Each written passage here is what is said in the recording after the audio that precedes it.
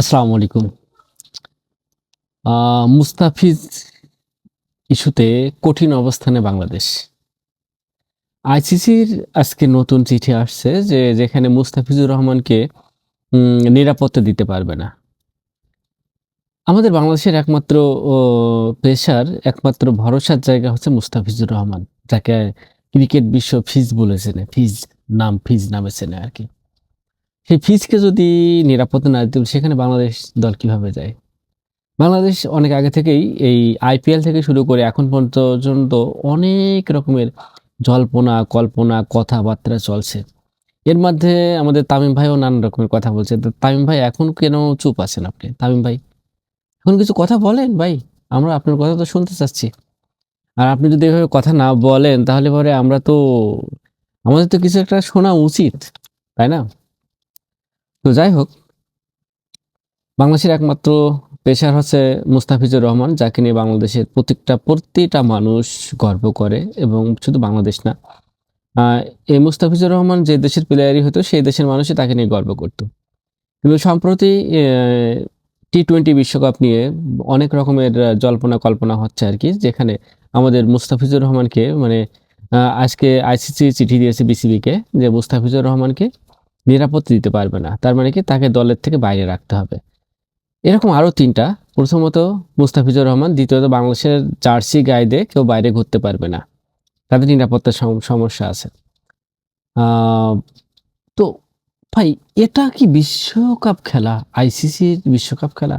আর ICC কিভাবে একটা দলকে প্লেয়ার লিস্ট দেয় যে অমুক খেলতে পারবে? অমুক কি পাড়ার খেলা নাকি? ছোটবেলায় পাড়াতে আমরা খেলতাম আরকি। আ তো আমাদের যারা আমরা যখন জুনিয়র ছিলাম তখন সিনিয়র ভাইদের নিলে পারে আরেক পাড়ার ছেলেরা বলতো আরকি, হ্যাঁ? ও খেলতেছে, অমুক খেলতেছে, এটা হবে না। উনাকে বাদ দিতে হবে। উনাকে না নিলে, উনাকে যদি নেয়া হয় আমি খেলবো না। বিশ্বকাপ কি এরকম হয়ে গেল নাকি এখন? এরকমই যদি হবি তাহলে পরে আমার আসলে হিসাব মেলে না। কিচ্ছু হিসাব মেলে না। তো এমন কেন হলো এমন? এরকম এরকম তো কথা ছিল না এরকম। এবং আমাদের দেশে তামিম ভাই বা তামিমের মতো শান্ত, মিরাজ, এদেরকে একসময় খুব মানে আবেগী হিসেবে দেখতাম আরকি। ইনারা ইদানিং যেসব কথা বলছে আসলে বলার মতো না।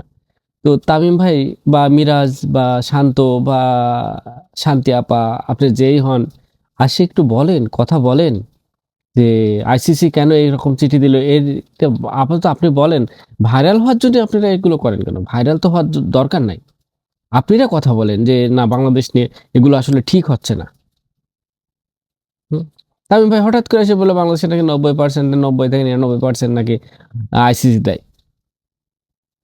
হঠাৎ করে এতকাল বলল না। হঠাৎ করে এখন বলল। এর কারণ কি? নিশ্চয়ই কোনো কারণ আছে। এমন তো না, কেউ তো টুপি পরাচ্ছে না ভাই। হ্যাঁ? টুপি তো কেউ পরাচ্ছে না। টুপি পরালেই কিন্তু বিপদ। টুপি থেকে সাবধান থাকবেন। কারণ আপনারা হচ্ছে আমাদের দেশের আবেগের একটা জায়গা। আবেগ ছাড়া কোনো কিছুই হয় না। আবেগ।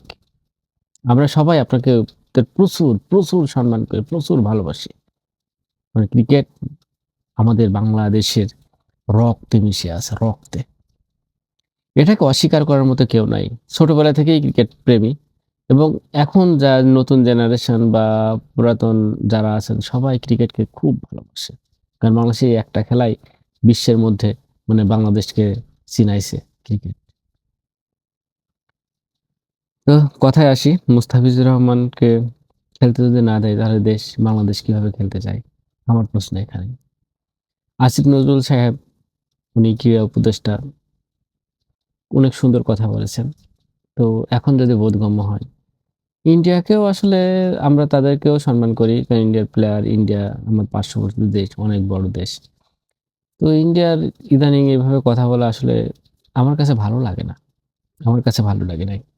আপনাদের কাছে কেমন লাগে আমি জানি না আরকি। তো আমার কাছে ভালো লাগে নাই। আশা করি সবাই মিলেমিশে আসলে একসাথে চলতে গেলে অনেক রকমের কথা হয়। তো আমাদের এরকম কোনো ইস্যু দেবেন না প্লিজ আইসিসি। আমাদের ইস্যু দেবেন না। যে অমুক খেলবে, অমুক খেলবে, অমুক খেলতে পারবে না। কারণ আমরা ভেন্যু পরিবর্তন চাইছি, দেশ পরিবর্তন চাইছি। এরকম হয়েছে। আগে হয়, অতীতে হয়েছে এগুলা। এগুলোই তো এজন্যই তো আমাদের দেশ এটা চাইছে। মানে দেখেন আমাদের দেশের প্লেয়ারের নিরাপত্তা নাই। দর্শকের নিরাপত্তা নাই। সেখানে আমরা আমাদের দেশ কিভাবে যাই? দেশের সম্মানটাই আগে। বৃক্ষ তোমার নাম কি ফলে পরিচয়। হুম। তো দেখা যাক আমাদের বিসিবি বা আইসিসি অপেক্ষায় আছি। এখনো তো খেলার কিছুদিন দেরি আছে। দেখি কি করে তারা। তো আমি এই বিষয়ে খুবই নিন্দা জানাচ্ছি আইসিসিকে যে একটা প্লেয়ারকে কেন আপনারা খেলতে দেবেন না।